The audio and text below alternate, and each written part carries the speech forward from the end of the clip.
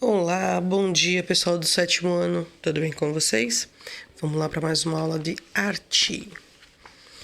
Então, vamos falar sobre música, dança e teatro na Europa medieval, na nossa unidade 3. Teatro medieval, como é que funcionava naquela época, né? Não existiam ainda os grandes teatros, né? E eles realizavam suas apresentações na rua, inicialmente nas igrejas, depois vai passar para as ruas, tá? Como representante de Deus na Terra, a Igreja tinha grandes poderes. Assim, as manifestações artísticas também estavam submetidas às suas determinações. Além de ter domínio dessas artes, a Igreja mandava em praticamente tudo, né? Inclusive nas produções artísticas. Contudo, nem tudo estava sob o absoluto controle da Igreja. De modo que havia também algumas encenações envolvendo os temas profanos, né? Então, tudo que era feito fora da igreja era dado como temas profanos, como eu falei para vocês. Algumas apresentações eram realizadas dentro da igreja, outras na rua. E aí tudo que é realizado na rua é chamado de profano. O que seria esse profano, né? Que não fazem parte da esfera do sagrado, sem finalidade religiosa, sendo voltadas para situações mundanas. Então todas essas as apresentações ficam sob o domínio da igreja, né? Então inicialmente o teatro foi colocado a serviço das duas festas religiosas mais importantes, a Páscoa e o Natal, que era no próprio altar da igreja que aconteciam, né, as apresentações desenvolvidas, chamadas drama, né, o drama da paixão, o drama do Natal. Com o passar dos séculos, a igreja estendeu os seus domínios para além dos locais sagrados, saindo para os lugares públicos e cidades. Então eles começaram a levar as apresentações, igual acontece na drama da Paixão de Cristo, que tem em Santana de Parnaíba, tem em vários locais, né? Em vários lugares das cidades brasileiras, tem lugares bem representativos que faz aquela apresentação linda, né? Da Paixão de Cristo, quando ele é crucificado, né? Vocês lembram? Acredito que devam conhecer. Aí tem as descrições dos gêneros, né? Que vai definir os gêneros teatrais que eram possíveis de ser apresentados naquela época.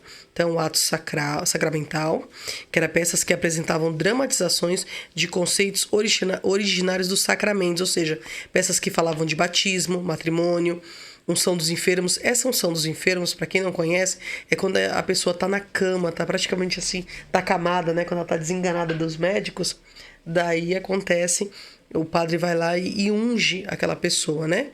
E de penitência, quando ela se arrepende de alguma coisa. Drama litúrgico é mais antiga formação, é a mais antiga forma religiosa medieval, por ter caráter devocional. Só podia ser apresentado durante o serviço religioso, sempre no interior da igreja, era com cantatas, né?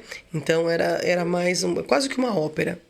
Mistérios, que vai falar sobre os mistérios de Cristo, ó. Era voltado à dramatização dos mistérios envolvidos nos sacramentos. Os milagres, como o próprio nome diz, né? Então, milagres de Nossa Senhora, todos os milagres de Cristo. Moralidade, que vai falar sobre os morais e os bons costumes, tudo aquilo que é certo, o que é errado, né? Farsa é um tipo de peça de caráter cômico que tende ao exagero e normalmente curto, em que o elemento principal é o gracejo e as situações ridículas, equívocos e seriam erros, eu exagerar certas situações, né? Então por isso que fala da farsa, que é algo tão exagerado que chega a ser uma farsa. Então, o teatro medieval teve grande desenvolvimento com os festivais que ocorriam nas datas religiosas. Então, aí ele vai se desenvolver, as pessoas começam a gostar de assistir, outras começam a gostar de encenar, e ele só vai crescendo, tá? Aqui nós temos uma planta, né, um desenho de um palco da época, né, como que era feito, ó.